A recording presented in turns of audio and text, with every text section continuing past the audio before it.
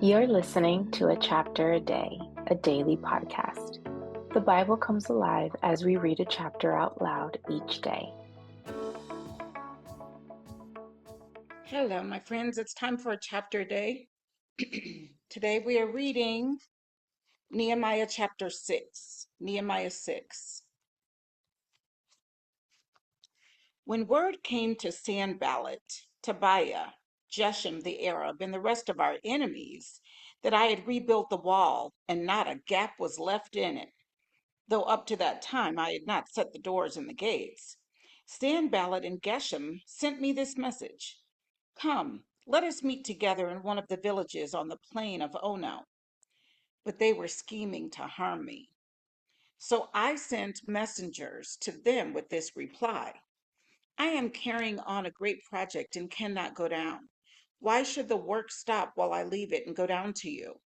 4 times they sent me the same message, and each time I gave them the same answer. Then the 5th time, Sanballat sent his aide to me with the same message, and in his hand was an unsealed letter in which was written, It is reported among the nations, and Geshem says it is true, that you and the Jews are plotting to revolt, and therefore you are building the wall. Moreover, according to these reports, you are about to become their king and have even appointed prophets to make this proclamation about you in Jerusalem. There is a king in Judah. Now, this report will get back to the king.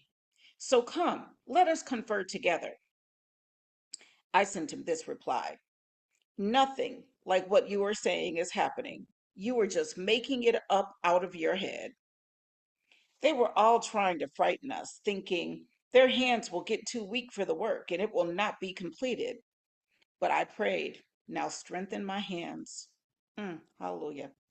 One day I went to the house of Shemaiah, son of Deliah, the son of Mehetabel, who was shut in at his home. He said, Let us meet in the house of God, inside the temple, and let us close the temple doors, because men are coming to kill you. By night they are coming to kill you.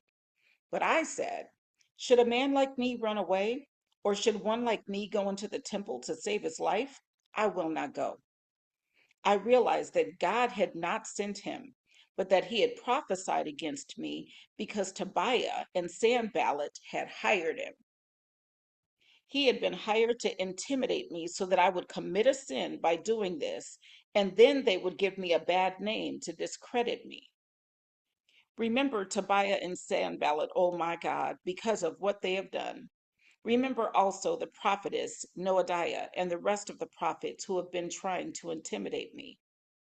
So the wall was completed on the 25th of Elul in 52 days. When all our enemies heard about this, all the surrounding nations were afraid and lost their self-confidence because they realized that this work had been done with the help of our God. Also, in those days, the nobles of Judah were sending many letters to Tobiah, and replies from Tobiah kept coming to them. For many in Judah were under oath to him, since he was son-in-law to Shechaniah, son of Arah, and his son Jehohanan, had married the daughter of Meshullam, son of Berechiah. Moreover, they kept reporting to me his good deeds, and then telling him what I said.